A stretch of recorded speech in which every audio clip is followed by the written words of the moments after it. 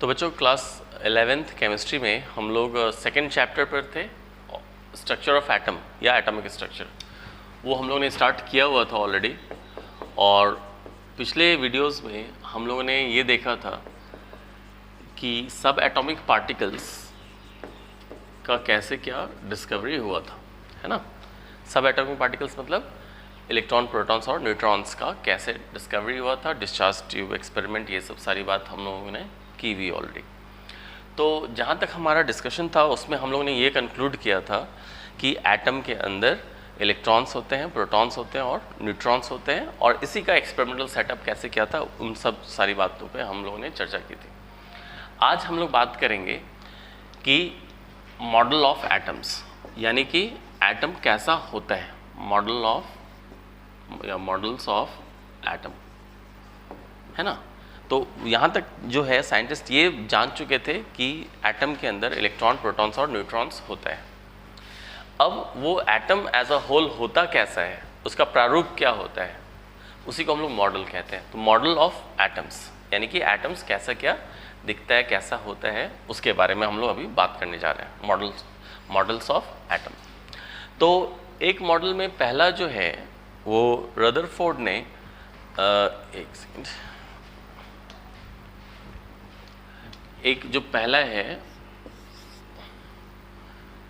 Models of atoms, इसमें पहला जो मॉडल दिया गया था वो थॉमसन साइंटिस्ट ने दिया था, ठीक है। उसको हम लोग थॉमसन्स मॉडल कह सकते हैं, थॉमसन्स मॉडल ऑफ एटम।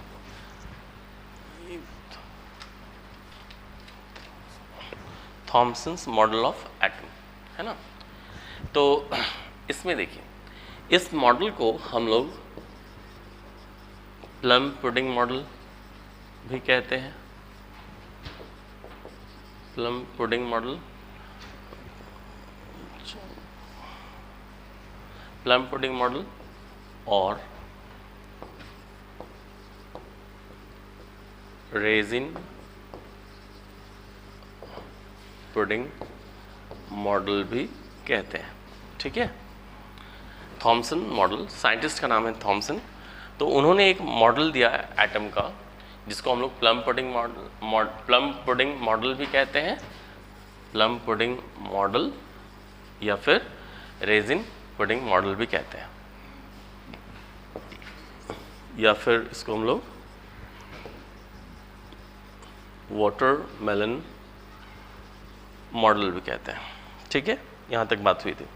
तो देखिए इसमें क्या है, इस मॉडल में क्या है, नाम से भी थोड़ा क्लियर लग रहा है, वाटरमेलन मॉडल। अगर ऐसे डिस्कस करें तो वाटरमेलन जो हम लोग देखते हैं वो कैसा होता है, गोल लगभग, और अंदर में जो है वो रेडिश पार्ट होता है, रेडिश पार्ट जो हम लोग खाते हैं मीठा सा वो, और उसमें काले काले बीज होते हैं, है ना।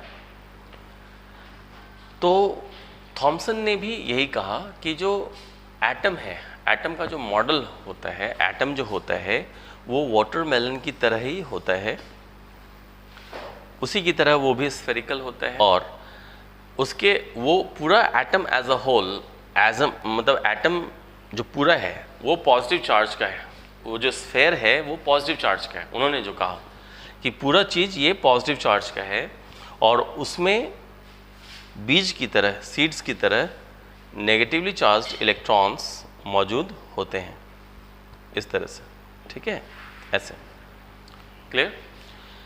उन्होंने क्या कहा कि एटम जो होता है वो वाटरमेलन की तरह स्फेरिकल, गोलाकार होता है, और पूरा एटम जो है वो, उन्होंने एक स्फेयर की तरह लिया उसको, पूरा एटम जो स्फेरिकल शेप में है वो पूरा पॉजिटिवली चार्ज्ड होता है। और चूंकि ये पता था पहले से कि एटम जो है वो न्यूट्रल होता है, ठीक है, चूंकि ये पता था कि एटम जो है वो न्यूट्रल होता है, इसलिए फिर उन्होंने ये कहा कि नेगेटिव चार्ज जो है वो पूरे स्फेयर में जहाँ तहाँ डिस्ट्रीब्यूटेड होते हैं, और इससे उन्होंने इस बात को जस्टिफाई करना चाहा कि एटम जो है वो एज अ होल न्यूट्रल होता है। पूरा स्फेयर को पॉजिटिव चार्ज माना और उसमें माना कि नेगेटिव चार्ज इलेक्ट्रॉन्स कहीं कहीं कहीं कहीं होते हैं, ताकि वो बता सकें कि एटम जो है वो प्लस और माइनस कैंसिल होकर के ओवरऑल जो है वो न्यूट्रल हो गया। ठीक है, तो इसी मॉडल को हम लोग वाटरमेलन मॉडल भी कहते हैं, रेजिन पुडिंग मॉडल भी कहते हैं, या प्लम पुडिंग मॉडल भी कहते हैं। ठीक है, इस मॉडल में उन्होंने ये भी कहा कि जो मास है पूरे ये का वो यूनिफॉर्मली डिस्ट्रीब्यूटेड है। उनके हिसाब से जो था कि एटम में जो पूरा उसका मास है वो उसके पूरे स्फेयर में यूनिफॉर्मली डिस्ट्रीब्यूटेड है। ठीक है, इस मॉडल का हालांकि बहुत ज़्यादा कुछ साइंटिफिक एक्सप्लेनेशन नहीं है, कोई साइंटिफिक बेसिस पे एक्सप्लेन नहीं किया गया इन सब चीज़ों को। जस्ट एक ही फैक्ट जो था कि एटम न्यूट्रल होता है, उसी को जस्टिफाई करने के लिए उन्होंने कह दिया कि हाँ इलेक्ट्रॉन्स भी जहाँ तहाँ डिस्ट्रीब्यूटेड होते हैं नेगेटिवली चार्ज, और पॉजिटिव चार्ज खुद स्फेयर होता है, तो सारा कैंसिल हो गया और टोटल चार्ज 0 हो गया। ठीक है, लेकिन इसके पीछे ना कोई साइंटिफिक एक्सप्लेनेशन था, ना कोई एक्सपेरिमेंटल बेस्ड रिसर्च था, इसलिए साइंटिस्ट इसको डिस्कार्ड करते हैं, इस मॉडल को डिस्कार्ड किया गया। ठीक है, इसके बाद जो दूसरा इम्पॉर्टेंट मॉडल आया वो था रदरफोर्ड मॉडल। ठीक है, दूसरा जो था वो था रदरफोर्ड मॉडल, है ना। बट रदरफोर्ड मॉडल को स्टडी करने से पहले हम लोग थोड़ा सा एक दूसरा फेनोमेनन पे बात कर लेंगे, जिसको हम लोग कहते हैं रेडियो एक्टिविटी। ठीक है, वो जान लेंगे रेडियो एक्टिविटी पहले, और फिर उसके बाद हम लोग दूसरे मॉडल ऑफ एटम पर आएंगे, रदरफोर्ड मॉडल। ठीक है, तो थॉमसन मॉडल तो हम लोग समझ चुके हैं। अब यहाँ पे हम लोग जरा सा बात करते हैं रेडियो एक्टिविटी पे। ये एक अलग चीज़ है, मॉडल ऑफ एटम में नहीं आएगा, ये अलग से एक टॉपिक है जो जानना आपको पहले ज़रूरी है। रेडियो एक्टिविटी, ठीक है। देखिए होता क्या है कि कुछ एटम्स ऐसे होते हैं, हम लोग ने अभी पढ़ा कि न्यूट्रॉन, प्रोटॉन्स और इलेक्ट्रॉन्स एटम में होते हैं। तो कुछ ऐसे भी एटम होते हैं जिनका न्यूक्लियस जो होता है वो अनस्टेबल होता है, या ऐसा भी कह सकते हैं कि कुछ एलिमेंट या एटम ऐसे होते हैं जो स्टेबल नहीं होते हैं।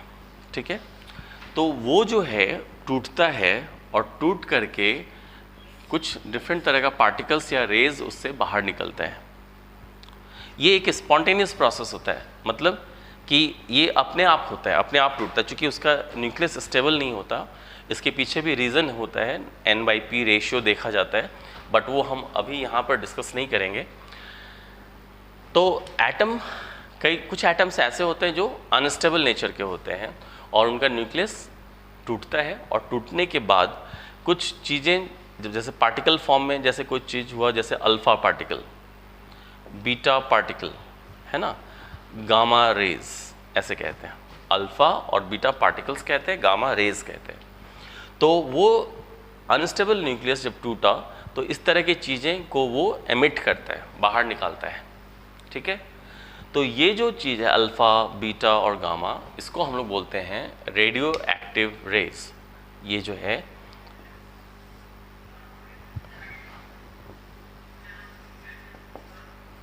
रेडियो एक्टिव रेज, और ये जो एलिमेंट है या एटम भी बोल सकते हैं, ये रेडियो एक्टिव एलिमेंट है या रेडियो एक्टिव एटम। ठीक है, रेडियो एक्टिव एलिमेंट है या रेडियो एक्टिव एटम है। और ये जो फेनोमेनन है इसको हम लोग बोलते हैं रेडियो एक्टिविटी। तो 3 वर्ड हम लोग यहाँ पे समझ रहे हैं, एक रेडियो एक्टिविटी, दूसरा रेडियो एक्टिव एलिमेंट या रेडियो एक्टिव एटम, तीसरा रेडियो एक्टिव रेज। ये 3 चीज़ें।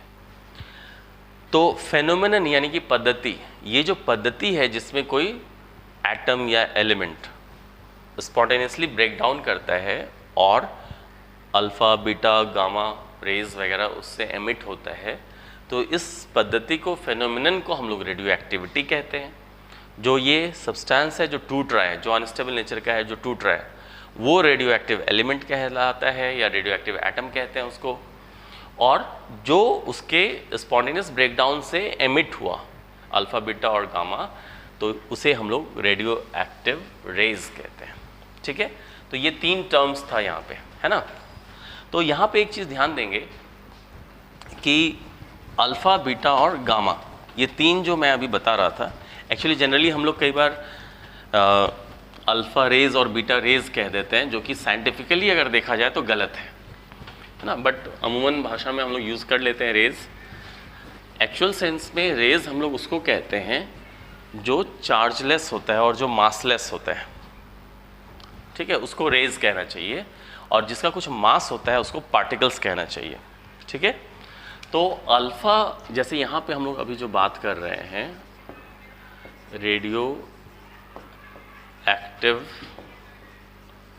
रेज जैसे कहते हैं, ठीक है, तो इसमें एक जो है वो क्या है, अल्फ़ा पार्टिकल्स। ठीक, अल्फ़ा पार्टिकल्स को हम लोग हीलियम न्यूक्लियस से रिप्रेजेंट करते हैं, जैसे He, ये 4, ये 2। ठीक है, हीलियम न्यूक्लियस जो है वो अल्फ़ा पार्टिकल्स होते हैं। ठीक, तो अल्फ़ा पार्टिकल्स जो होते हैं, अब इसमें अगर देखें स्पीड वाइज देखें तो इसका स्पीड जो है वो मिनिमम होता है। किससे हम कंपेयर कर रहे हैं, अल्फ़ा बीटा और गामा, उसमें देख रहे हैं।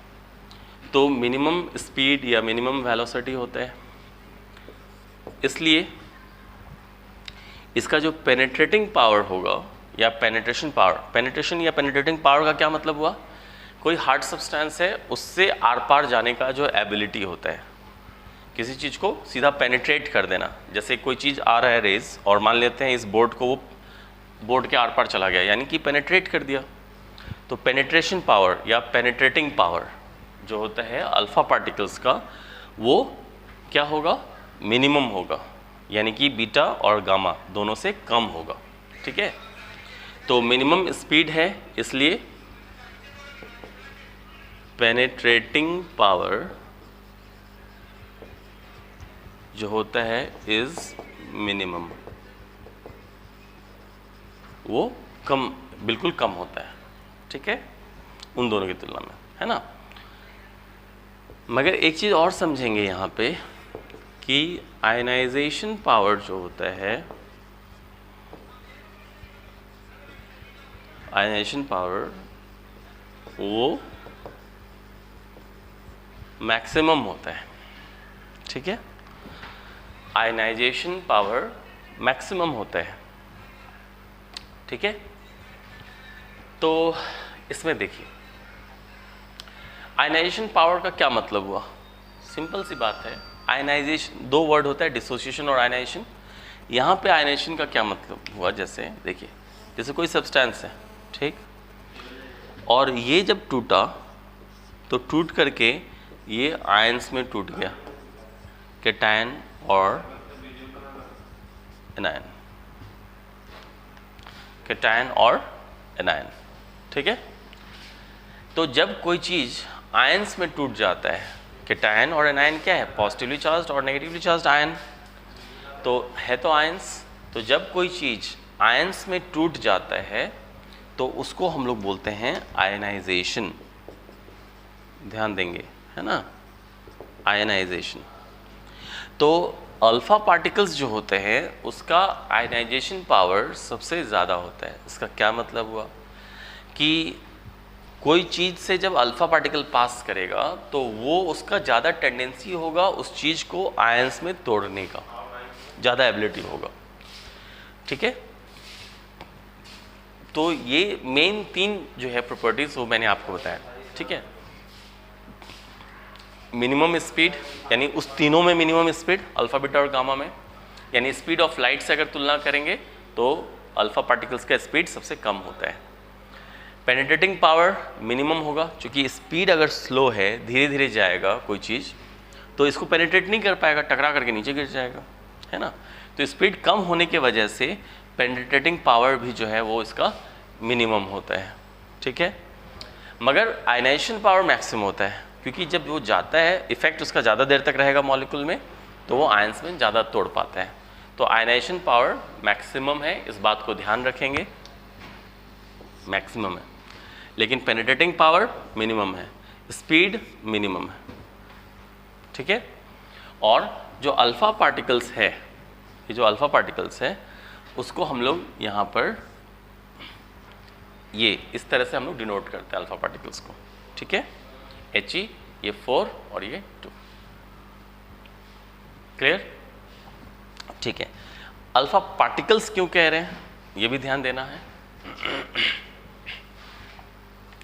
अल्फ़ा पार्टिकल्स, पार्टिकल मतलब कोई कण है ना, तो पार्टिकल हम लोग उसको कहते हैं जिसका कुछ मास होता है, या फिर अगर उल्टा बोल दें कि कोई अगर पार्टिकल है तो उसका कुछ ना कुछ मास तो होगा। तो चूंकि यहाँ पे जो है अल्फ़ा पार्टिकल्स जिसको कह रहे हैं, इससे हम लोग डिनोट कर रहे हैं, इसका मास है ना ये, ठीक है। तो 4 जो हीलियम का है उसका भी मास है, इसलिए हम लोग इसको अल्फ़ा को पार्टिकल्स कहते हैं क्योंकि इसका कुछ मास है, ठीक है। दूसरा जो है वो है बीटा पार्टिकल्स, मैंने बताया 3 तरह का। अब बीटा पार्टिकल्स जब कह रहे हैं तो उसमें देखिए क्या है कि बीटा पार्टिकल्स जो होते हैं एक्चुअली वो इलेक्ट्रॉन्स होता है ना। बीटा पार्टिकल्स जो है वो और कुछ नहीं बल्कि इलेक्ट्रॉन्स ही होते हैं। तो बीटा पार्टिकल्स एक्चुअली क्या है, दे आर द स्ट्रीम मतलब एक तरह से बहाव हुआ, किसी चीज़ का फ्लो, बहुत सारी चीज़ों का एक साथ फ्लो हो रहा है तो बहाव बोलेंगे उसको या स्ट्रीम बोलेंगे। तो स्ट्रीम ऑफ इलेक्ट्रॉन्स, ठीक है, इलेक्ट्रॉन्स का फ्लो या स्ट्रीम ऑफ इलेक्ट्रॉन्स। अब यानी कि बीटा पार्टिकल्स है क्या, एक्चुअली में वो इलेक्ट्रॉन है, ठीक है, एक्चुअली में वो क्या है, इलेक्ट्रॉन है।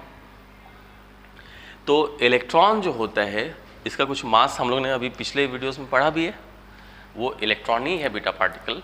तो इलेक्ट्रॉन का तो मास हम लोग ने पढ़ा है ना, 9.1 × 10⁻³ kg, ये हम लोग पढ़ा है, बहुत कम मास है बट है।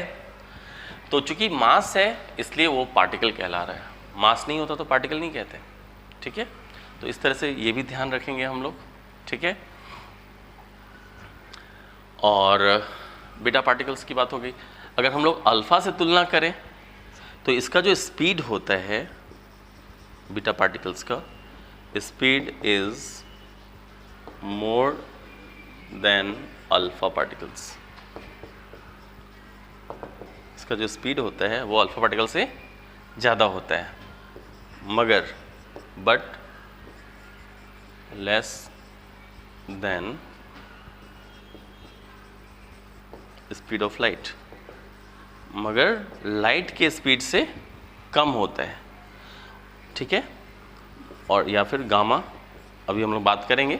तो गामा जो होता है, गामा रेज, उसका स्पीड लाइट के स्पीड के बराबर होता है, तो इसलिए कह रहे हैं कि गामा से उसका कम होता है स्पीड, या लाइट के स्पीड से कम होता है, मगर अल्फ़ा पार्टिकल्स से ज़्यादा स्पीड होता है, ठीक है। फिर अब चूंकि स्पीड ज़्यादा है अल्फ़ा से, तो किसी को पेनेट्रेट जो करेगा वो अल्फ़ा से ज़्यादा पेनेट्रेटिंग पावर होगा। क्यों? क्योंकि अल्फ़ा से उसका स्पीड ज़्यादा है इसलिए, ठीक है। तो इसलिए हम लोग क्या कह सकते हैं कि पेनेट्रेशन या पेनेट्रेटिंग, दोनों बात, पेनेट्रेटिंग या पेनेट्रेशन पावर जो है is more than alpha particles, ठीक है। अल्फ़ा पार्टिकल से ज़्यादा है, मगर बीटा से कम, मगर इससे गामा से जो है वो कम होगा, but less than gamma.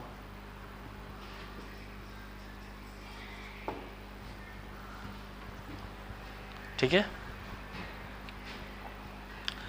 Penetrating power ज़्यादा होगा अल्फ़ा पार्टिकल से, क्योंकि अल्फ़ा पार्टिकल से स्पीड ज़्यादा है, मगर गामा से कम होगा क्योंकि गामा से स्पीड कम है, ठीक है।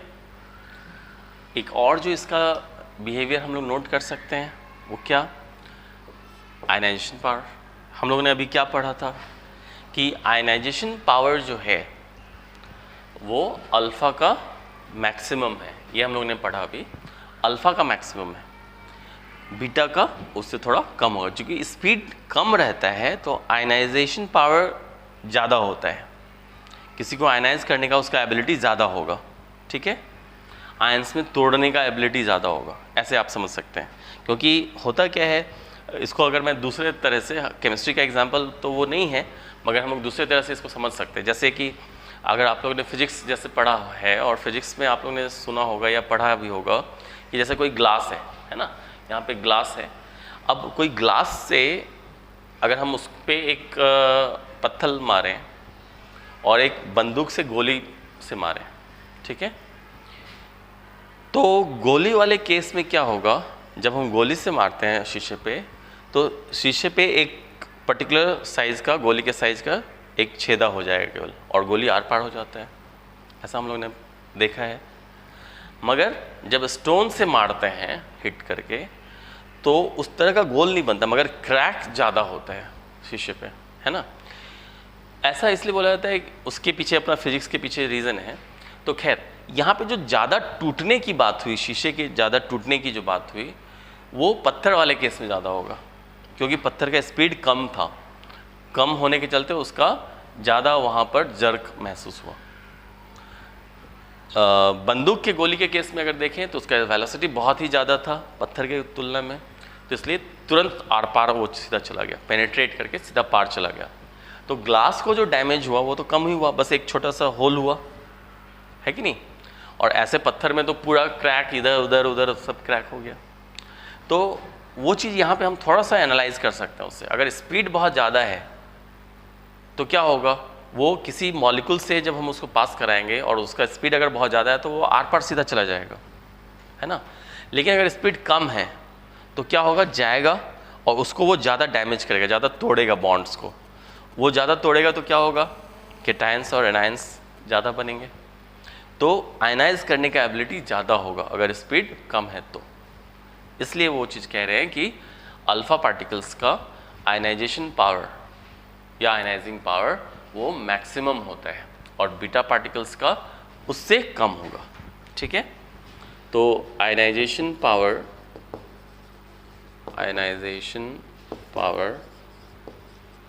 Is less than the alpha particles, ठीक है।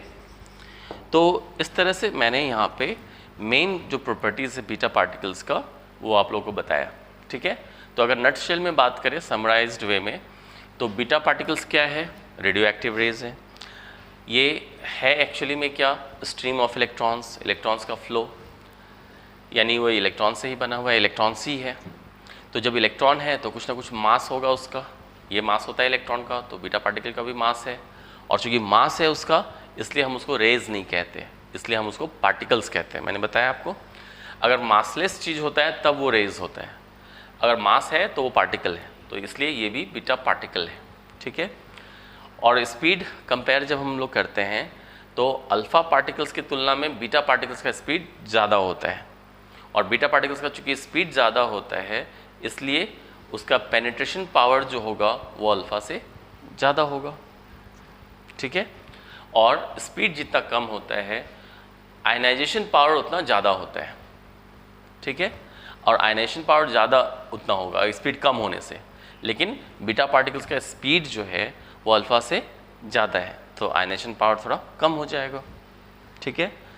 गामा से तुलना अगर करते हैं तो बीटा पार्टिकल का गामा के कंपैरिजन में स्पीड कम होता है, इसलिए पेनिट्रेटिंग पावर गामा से कम होगा मगर अल्फ़ा से ज़्यादा होगा, ठीक है। तो इस तरह से हम लोग ने बीटा पार्टिकल्स के बारे में समझा मेनली। अब जो थर्ड रेडियो एक्टिव रेज है वो गामा रेज है, ठीक है। तो एक्चुअली में अगर देखा जाए तो रेडियो एक्टिविटी फेनोमेनन जो है उसमें जो तीन चीज़ बाहर निकल रहा है, अल्फ़ा बीटा और गामा, तो उसमें अल्फ़ा और बीटा को पार्टिकल्स कहना चाहिए एक्चुअली में, और गामा को रेज कहना चाहिए। तो रेज गामा होता है और अल्फ़ा और बीटा पार्टिकल्स होते हैं, लेकिन कई बार बुक्स में भी या अमूमन हम लोग अपने बोलचाल में अल्फ़ा रेज बीटा रेज ये बोलते रहते हैं, ठीक है। टेक्निकली नहीं बोलना चाहिए। जो थर्ड रेडियो एक्टिव रेज है वो है गामा रेज। तो गामा रेज अभी जैसे हम लोगों ने बात किया कि ये चार्जलेस होता है, यानी कि चार्जलेस, कोई चार्ज नहीं होता, एंड मासलेस, कोई मास नहीं होता। ठीक है, गामा पे कोई चार्ज नहीं होता और ना ही मास होता है, इसलिए गामा जो है वो चार्जलेस और मासलेस है। और कोई चीज़ मासलेस है इसलिए हम लोग इसको रेज कह रहे हैं, पार्टिकल्स नहीं कह रहे हैं। ठीक, स्पीड जो होता है, हम लोग चार्ज पे बात कर लेंगे अल्फ़ा और बीटा का, वो मैं एक बार कंपेयर कर दूंगा इस टॉपिक के बाद। तो स्पीड जो है गामा का, स्पीड इज़ मैक्सिमम,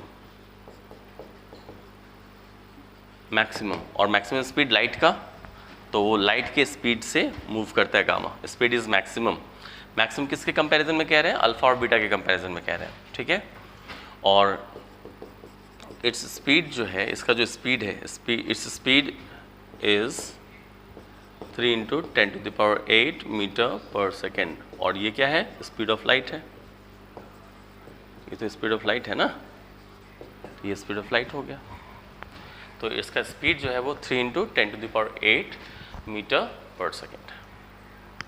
ठीक है, यहाँ तक में कोई डाउट नहीं। अब स्पीड अगर मैक्सिमम है तो पेनिट्रेशन पावर क्या होगा? मैक्सिमम होगा, क्योंकि जितना ज़्यादा स्पीड होगा उतना इजीली वो पेनिट्रेट कर देगा और आर पार चला जाएगा। इसलिए पेनिट्रेशन पावर अगर हम बोलेंगे यहाँ पर, penetration power is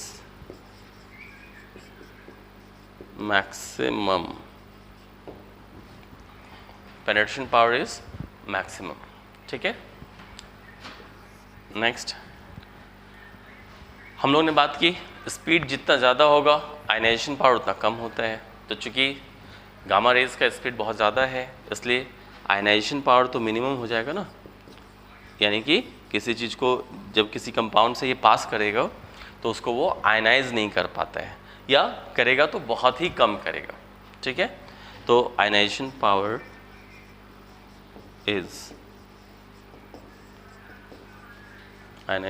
is minimum.